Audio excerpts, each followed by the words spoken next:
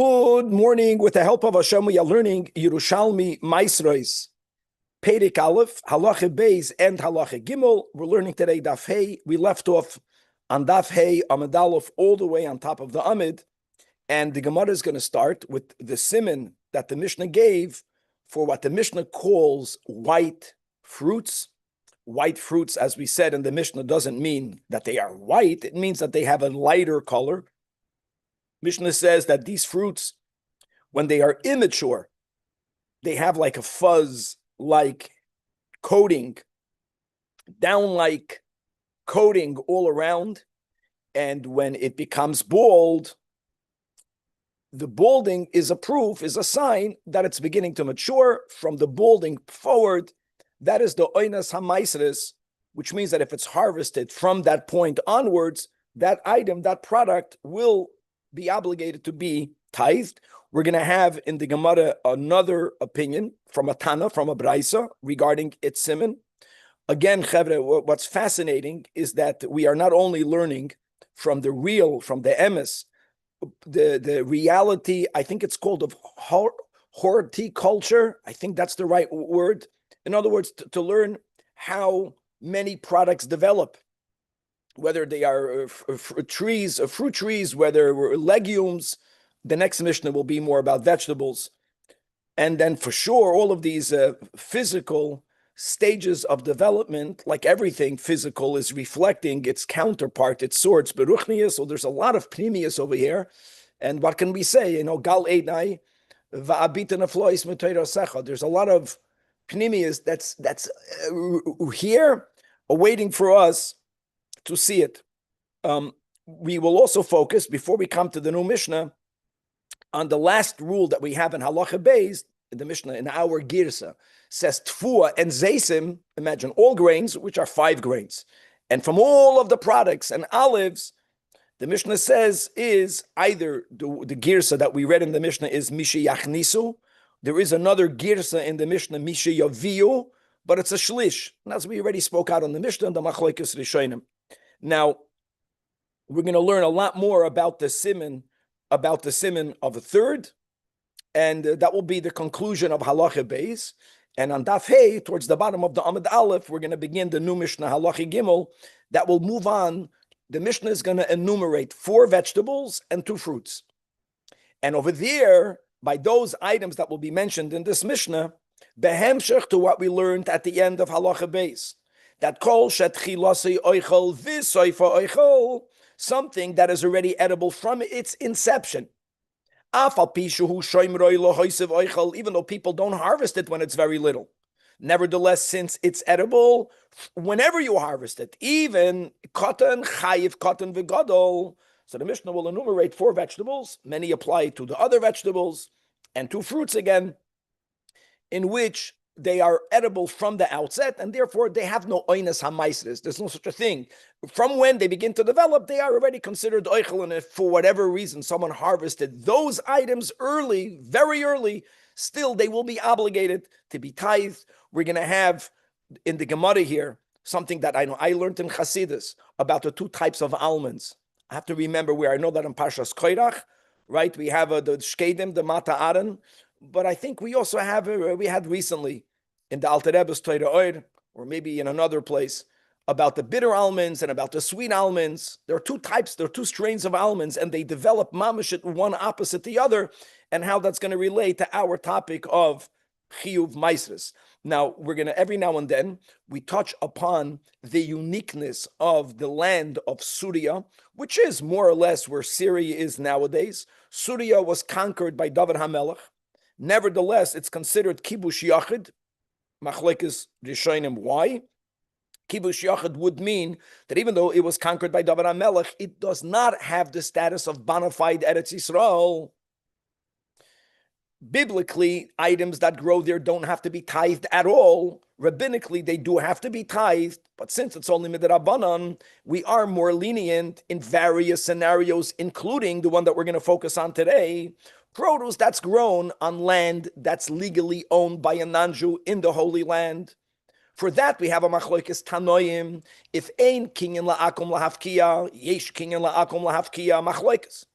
When it comes to Surya, Lukula Alma, if something was grown while it belonged to a goy, grown meaning if it hit its oinas hamaisres when it belonged to a goy, it will forever remain exempt from tithing.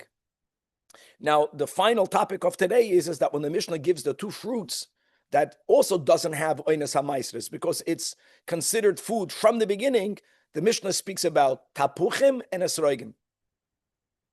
And in our Mishnah, Rab Shimon argues on esroigim. In the Gemara, in other words, Rab Shimon holds that esroigim do have an oinas hamaisres. The Gemara is going to show us from another source that Rab Shimon really argues both on the tapuchim and on the esroigim. Now, guys, obviously, two things. There's never a machlokes and mitzias. So that means that their argument is that it's not edible, but it's a bit edible. And the question halachically is whether that small amount of edibility is enough to make it be considered food. I'm going to speak a little bit about tapuchin in the Gemara. This is from the Torah of Rav Hershel Schachter. I heard a few times, a few shiurim, when somehow he throws in his tapuchim, he holds that tapuach in the Gemara does not mean an apple. He has a gewaldige proof that I don't know how you can debate with that. According to him, tapuchim is some sort of citrus fruit. But we'll get to that more when we learn the Gemara inside.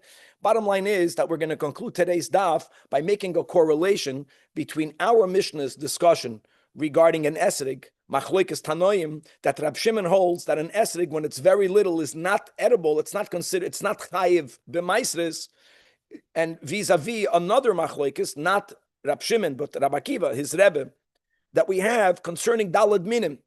And the question there is one able to fulfill their obligation with an esrik for the dalad minim if it's very small, if it just began to develop? And the Gemara is going to, at least today, say that one is connected to the other. If we're going to go with the Tanakama, if it's considered oichel, then you can use it for the mitzvah. According to Rab Shimon, and we're putting Rabbi Akiva and Rab Shimon together, right, to Rebbe and Talmud, if it's not called oichel, then you can't use it. Fascinating for a mitzvah of dalad minim. This is a synopsis of Daf Hey, and now, Chevra, let's go inside. So Daf Hey Amud Aleph, all the way on top of the Amid.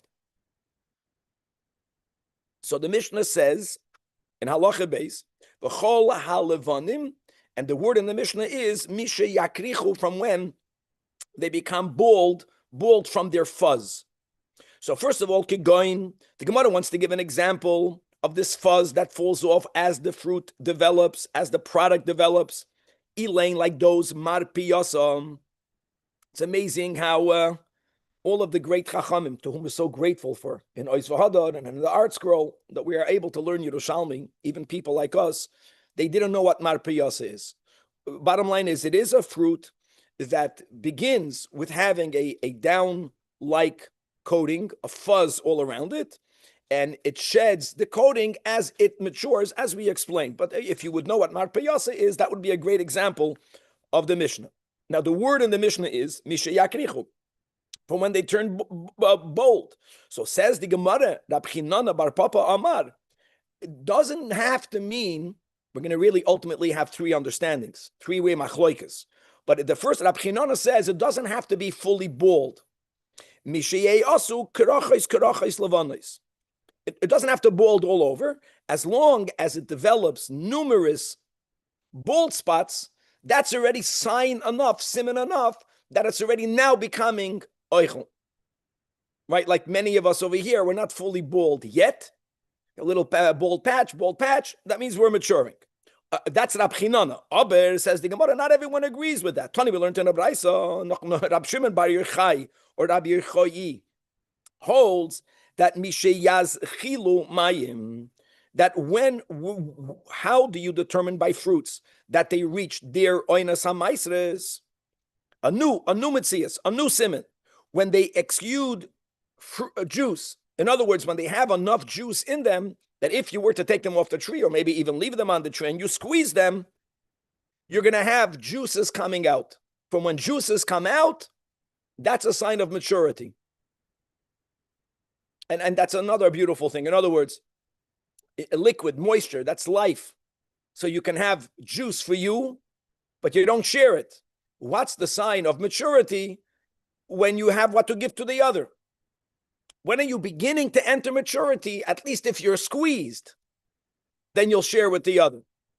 squeezing like Josh squeezes the chevre here to give a few dollars, actually to give many dollars. But the fact that with squeezing it works, that's a sign of greatness.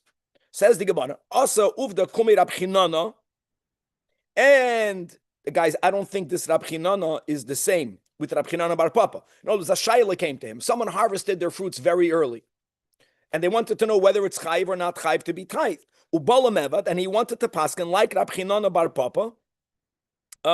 As long as it started to have different bald spots, I don't know how many, but not that it's fully bald. He felt that you to be mechayiv it. Chazav Amar Rab Chinana thought that the chimachmas ha'oichel hein makrichois. He's introducing again, guys. I said it's laws of horticulture. Sometimes fruits lose their fuzz because they are starting to rot inside. Not us, guys. We're balding because we're getting intelligent. But other people, you begin to lose your fuzz when it becomes infested with worms. And not only that, how would you know if it's worms or maturity? If it's maturity, all of it becomes bald. All of you baldies, you should be proud. If you have a bald patch here and a bald patch there, that's because there's a worm under that. There's a worm here, a worm there. So he didn't want to give that simon. He says, no, if it's only spotted bald spots, not uniform, it's not because it's oichel. No, it's because that's more leaning towards the fact that it's there's some worm decay. If you want to make a diagnosis, it leads more in that direction, or it's open to that possibility. Bottom line is, we have now 3 simonim. It's amazing. We have Rab Chinana Bar Papa. Bald spots means different bald spots. It loses a little bit fuzz here, a little bit fuzz there. That's already oichel. Then you have Rab Shimon Bar Yochai. At least when you squeeze it, does it give out juice? And now you have the final Rab Chinana only if it's fully bald.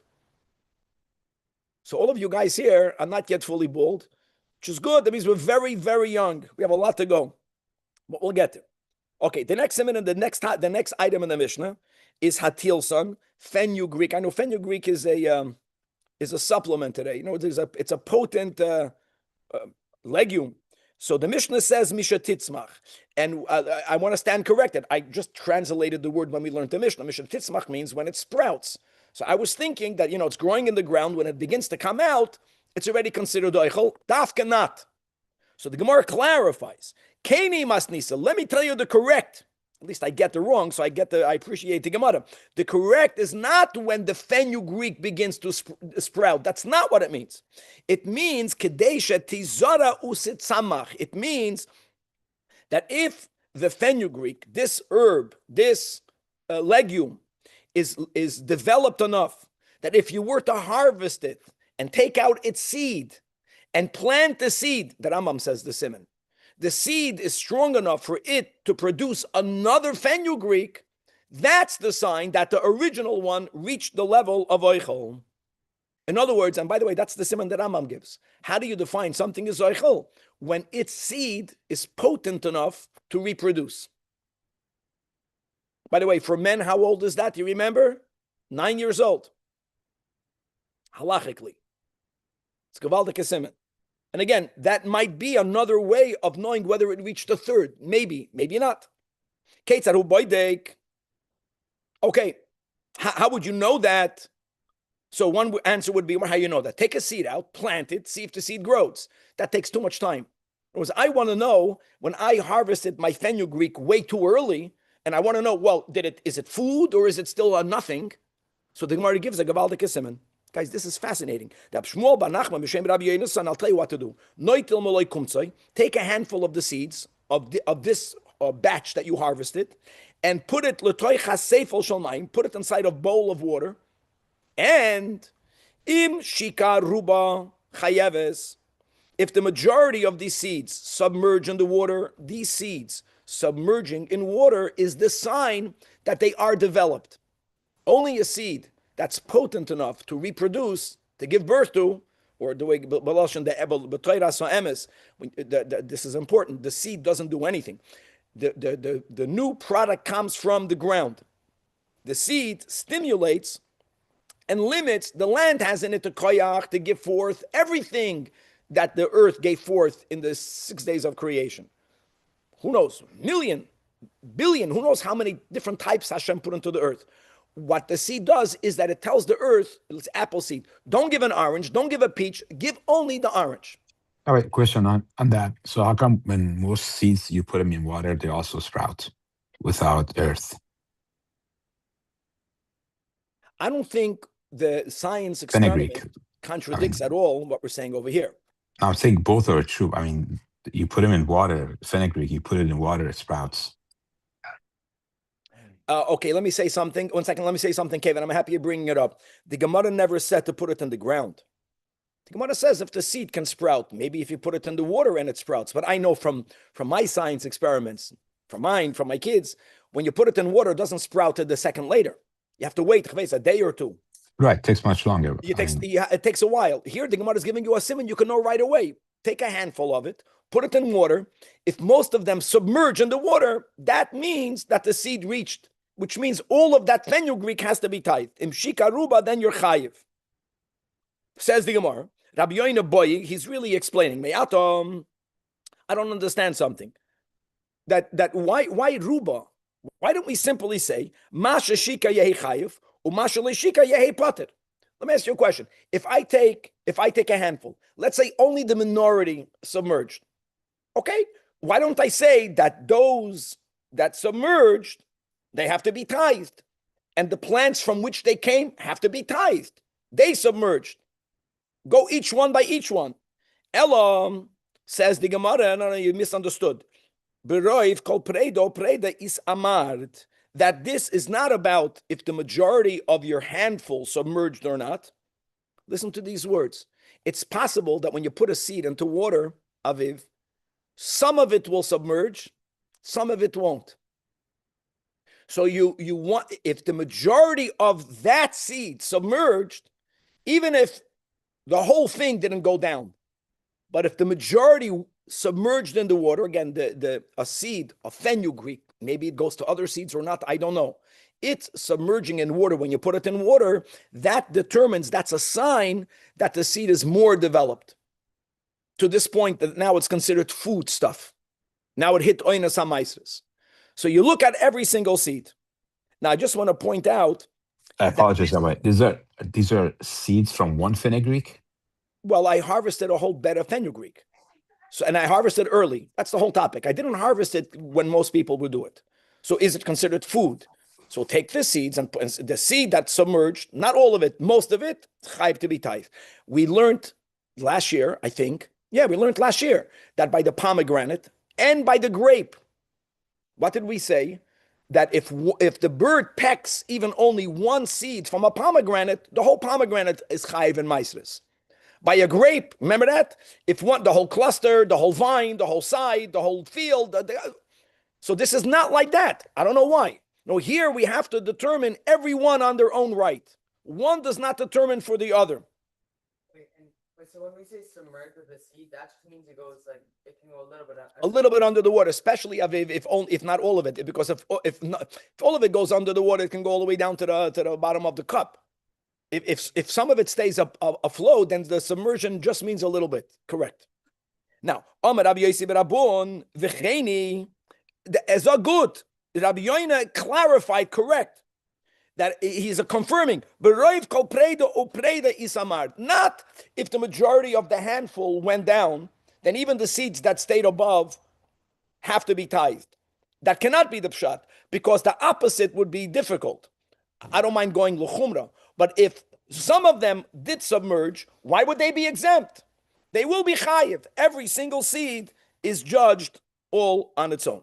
Says the Gemara, Amar Rab Ze'era, this concept of you planting something, something reaching a stage where if you were to plant its seed, it's going to grow, that being a sign that it's chayiv and meiser, that's actually merumas, that's hinted to in the same pasuk that we began this mesechta with, the pasuk in Re'eh, aser ta'aser. So in the beginning we spoke about Rabbi Yechanan, we have in Tainas Daf Tes, Aser b'shvil shetis asher. The question is, why did Hashem write a double expression? Here we're having another limud.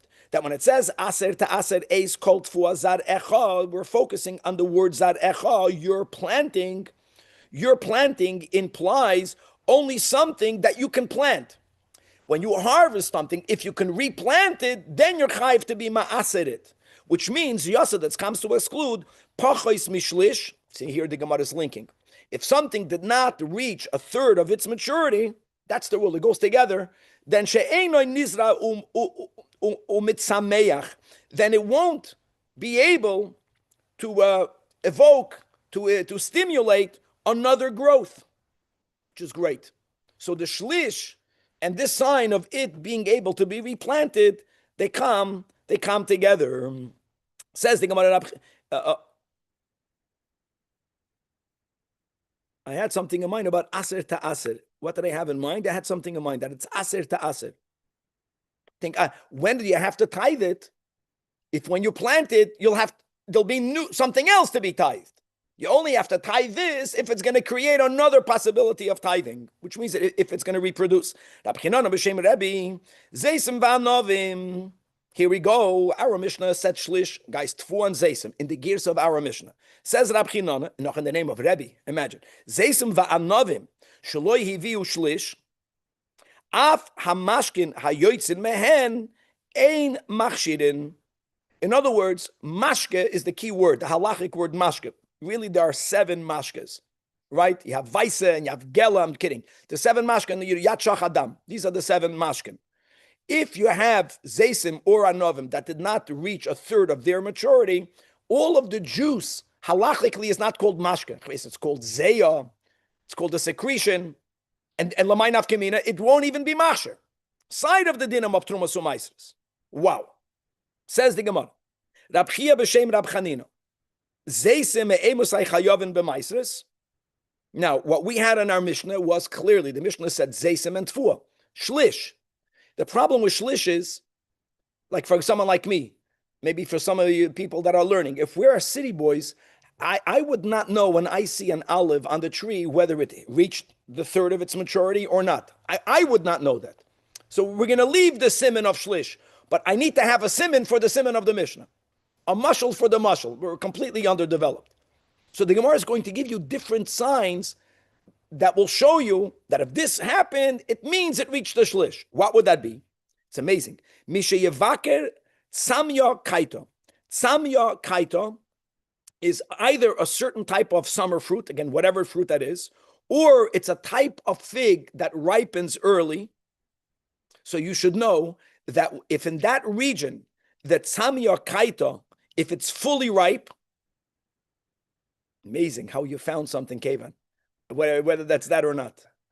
Wow. So if this fruit is fully ripe, it's amazing. That's a sign that the olives in that region reached a third. How great is that? So if it's an early ripening fig, early ripening. So once that fig reached complete maturity, which you can see, even people like us, it's ready to be harvested. That means that the olives in that area reached the third. Now, that the problem is, says the Gemara, loy biker tzayim kaita. Sometimes, for reasons, again, you have to know horticulture, you have to know weather, you have to know rain, you have to know sun. It's possible that this tzamya kaita is not ripe, but that does not indicate it's not ripe because it was too cloudy or the lack of water, too much water. So there's another sign. And that is, there's another fig. This fig is, we heard it more in other places. It's called B'noi Sheva. When B'noi Sheva is ripe, that means the olive reached the third. Now, guys, make up your mind. Is it Samya Kaita or is it B'noi Sheva? The way I understand it is that if you have normal cyclical weather, then it goes by the Samya Kaita. But if the Samya Kaita did not reach maturity yet, let's say because of the weather, in bad weather conditions, that's where the B'noi Sheva, we link. When the B'noi Sheva is ripe, the olives reach the third. Loi bikedo B'noi Sheva. What happens if even the B'noi Sheva is not ripe?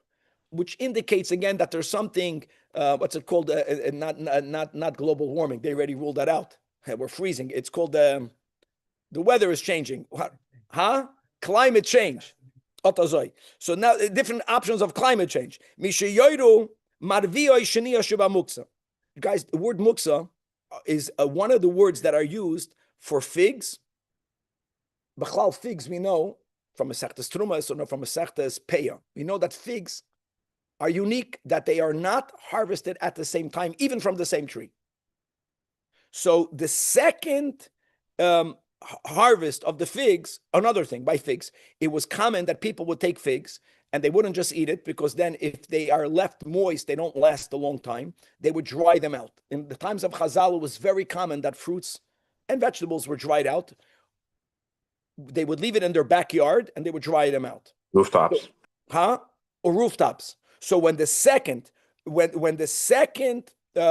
pickings of the figs are that were laid in the muksa, that means that they were separated, they were designated to be dried out. When they are ready to be collected, see how much later that is? Well, you pick them, the second picking of the figs, you left them to go dry out. They dried out already. Now the olives reach the third. Now, Rabbi Lazar, but Rabbi Yosef, B'Shem Rabbi Tanchon Bar Chia, Mishi Yavakur B'nai Sheva Lo Banois.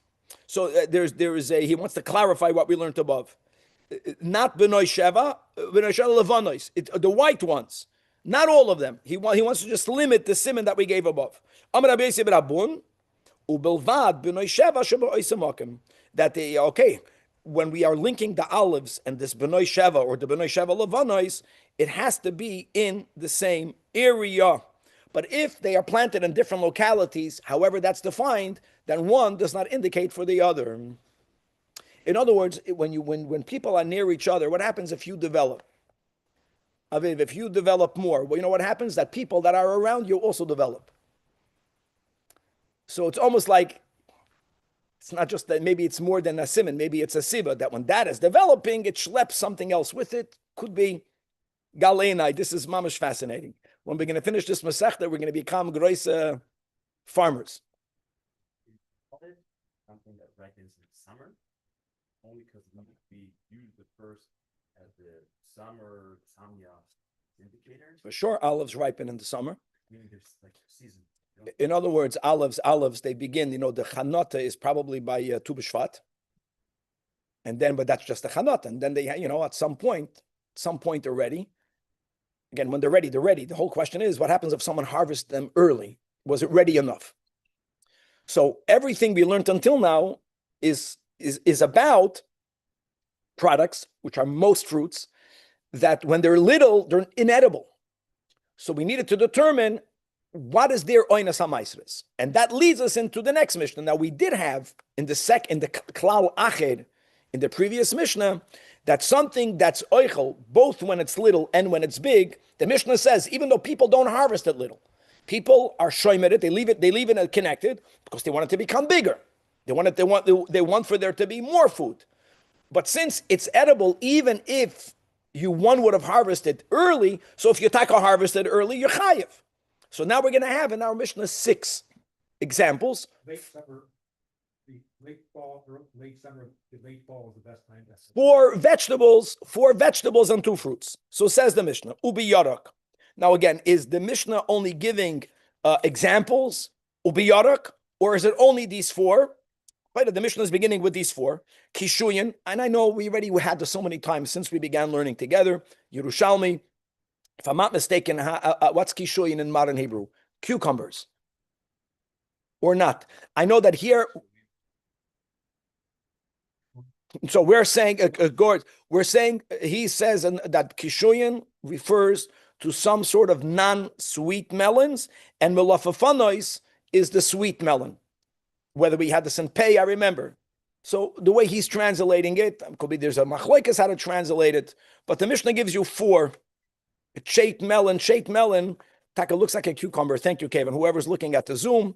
So it's like it's a certain type of called a shaped melon. Hostel. It looks like a cucumber to me. Maybe it even will taste like a cucumber to me. What do I know? Hakishuyin, deluyin is gourds, avatichin watermelon, and hamalafafan is cantaloupes. These 4 items of vegetables. No one will debate the vegetables. And now we're going to mention two fruits, tapuchin and esroigim. So I just want to mention right now the following, that in Psachim, in Bavli, in Daf Kuf Tez Zayin, when the Gemara is speaking about charoises, and the Gemara says that it's zecher letapuach. Zecher letapuach means, well, one of the reasons the Gemara gives, why do we have charoises? Not just because it tastes good, but because that in Mitzrayim, during the heat of the decree, when they were drowning all of our sons, so women went out pasha to the fields to give birth, even though they were not in a hospital, even though there's a danger involved, but at least if everything goes okay, with God's help, no one is going to put your sons to death.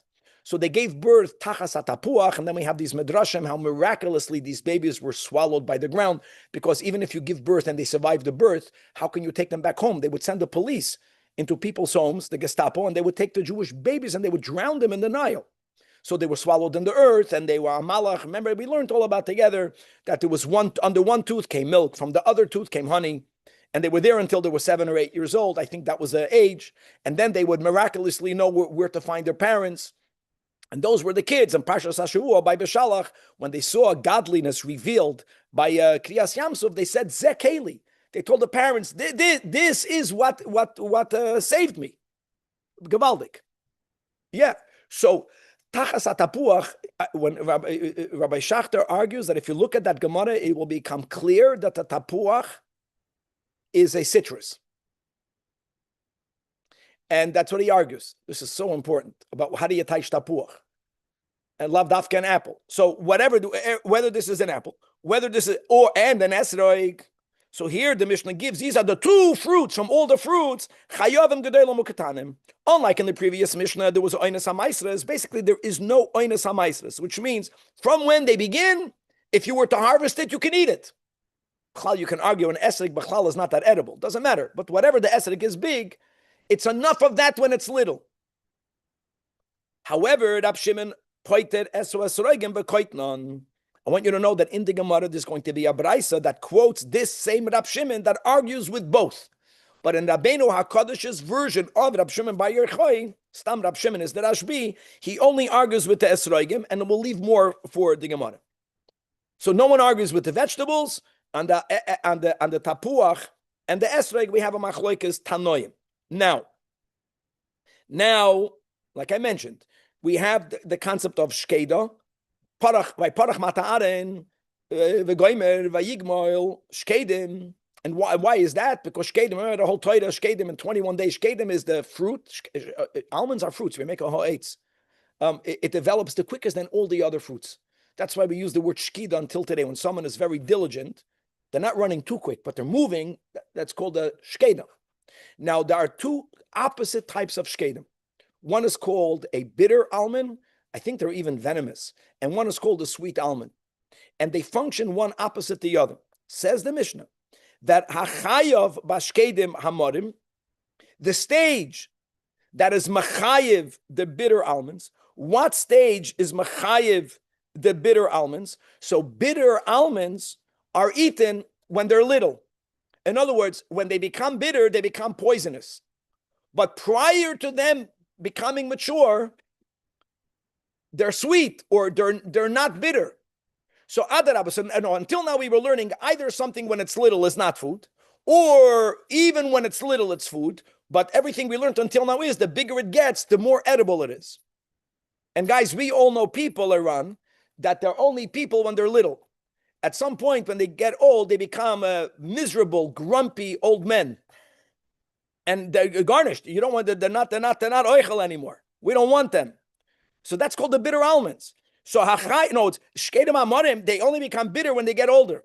When they're young, either because they're foolish and naive, or because they're still half people, they're edible. So whatever the phase, which is early, that's machayev shkedim amorim, because they would take a harvest at that size. I wish I would remember which Maimer of the Alter Rebbe about the whole Torah about the shkedim. Either it's in Kairach or it was in another place.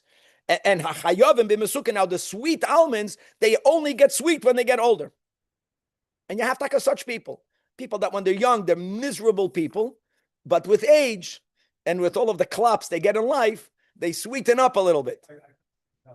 He found something in the Bitter Lamhed.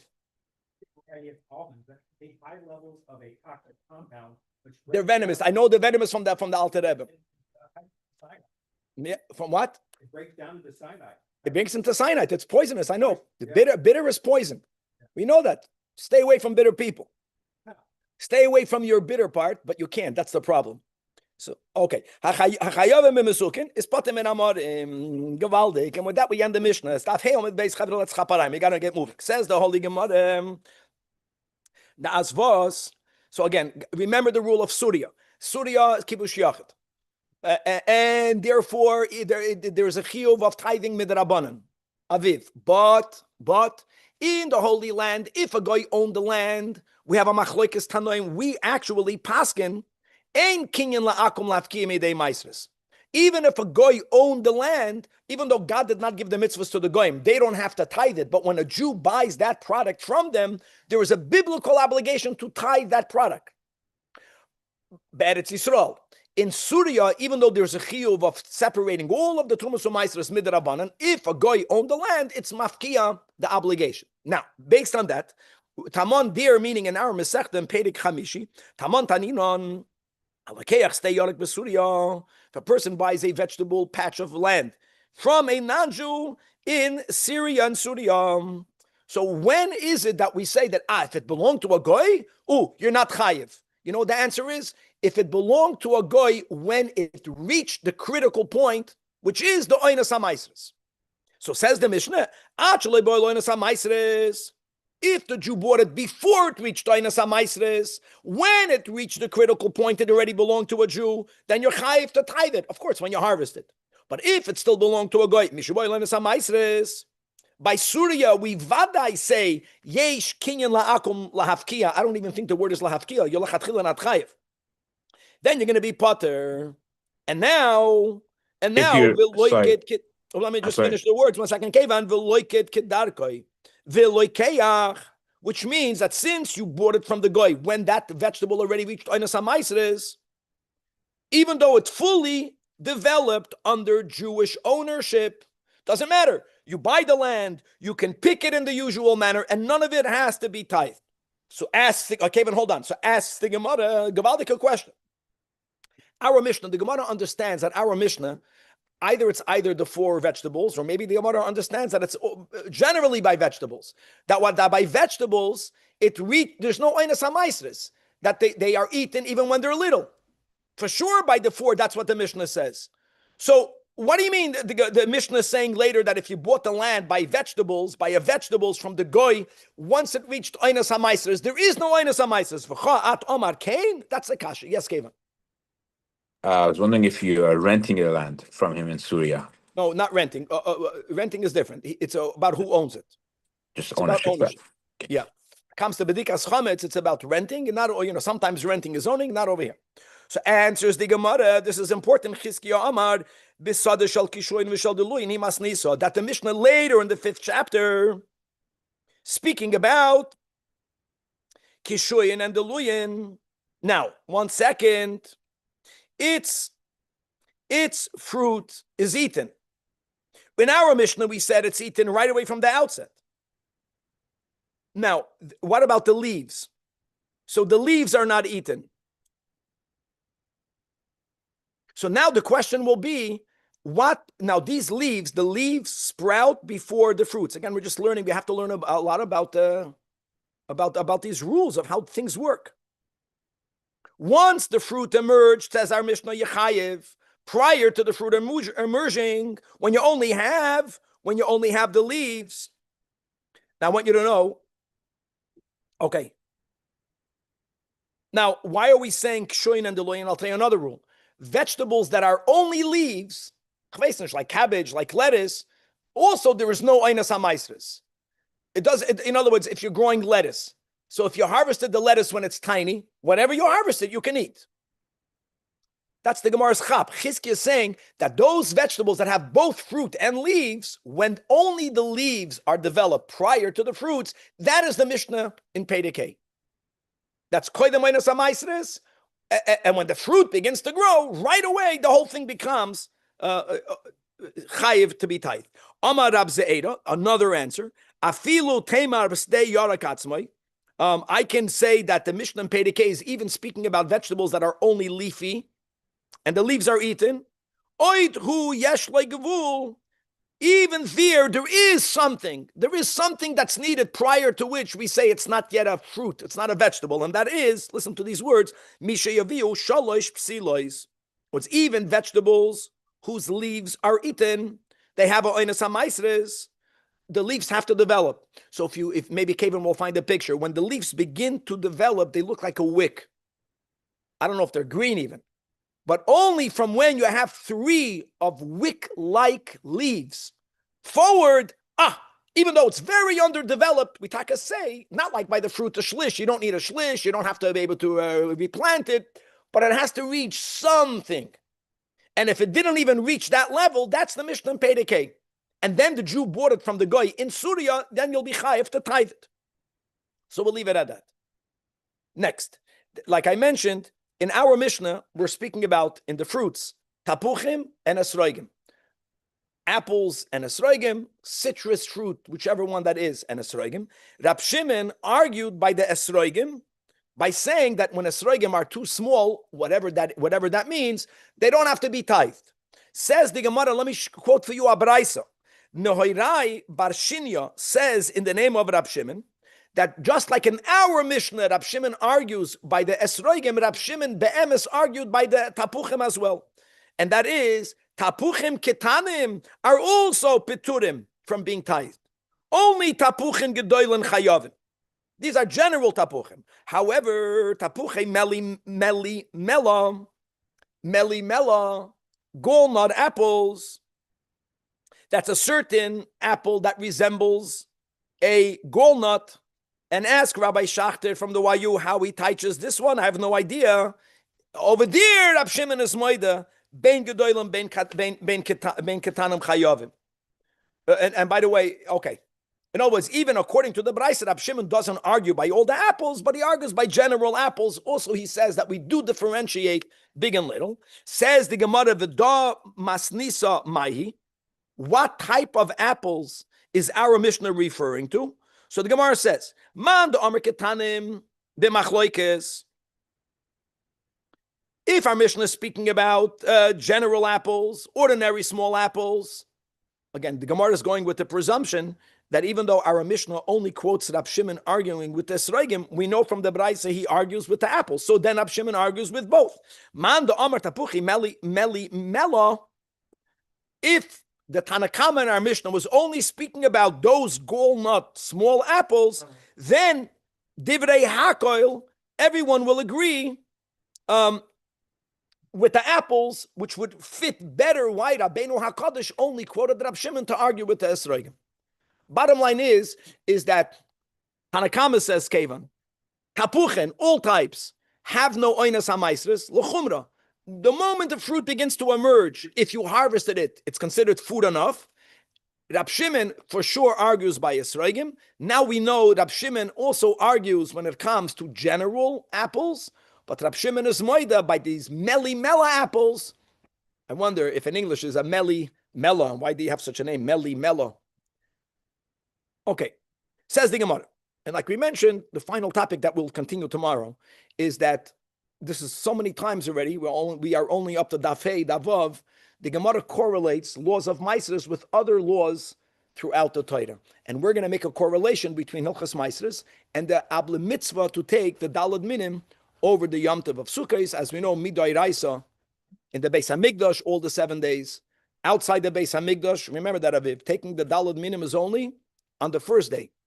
And then Midrabanan, we take the Dalad Minim all of the 7 days. And we want to know whether if someone only has a very immature esrog, whether that esrog is fit enough to be used for the esrog of the 4 types. See, developed enough for the Chayiv Maisres, developed enough for you to fulfill the mitzvah. Now there is a word called boiser. I know we had this word a lot. Boiser is referring to any item that's in its earliest stages of development. And I want you to know that boiser is not considered a fruit. So let's go. Esrog, if it's only in the size of its development, called boiser.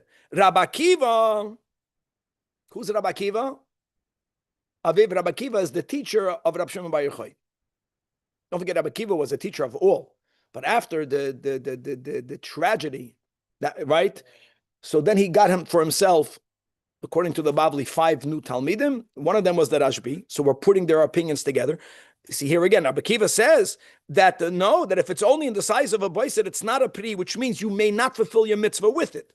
The Chachamim say, yes, it is a pri. Don't forget, aside of the word hadar, and how the Gemara tells you how it's meramis to an esrik, hadar be'ilan, nishana l'shana, or pashut beautiful. However you learn it from other. You know what the Torah says? The Torah says pri eitz hadar. It has to be a pri. So is boiset called a pri? Machlokes Rabbi Akiva and the Chachamim. That vav, we're going to learn just a few lines and then we're going to leave it for tomorrow. So now says the Gemara, Rabbi Ila and Rabbi Yasa, b'shem Rabbi Lazar, they connect these two topics. They say, Asya did Rabbi Shimon. Our Rabbi Shimon follows the shita of Rabbi Akiva, his teacher. Kamod Rabbi Akiva Amar, that if the esrog is very little, it's not called a pri. Therefore, Kach or Kain, Rabbi Shimon Oimer, that it's not called a pri, which means it's not edible, which means you're not chayiv to be ma'aserit, which is why Rabbi Shimon argues with the Tanakama. This is a link that, God willing, will be challenged by Rabbi Yossi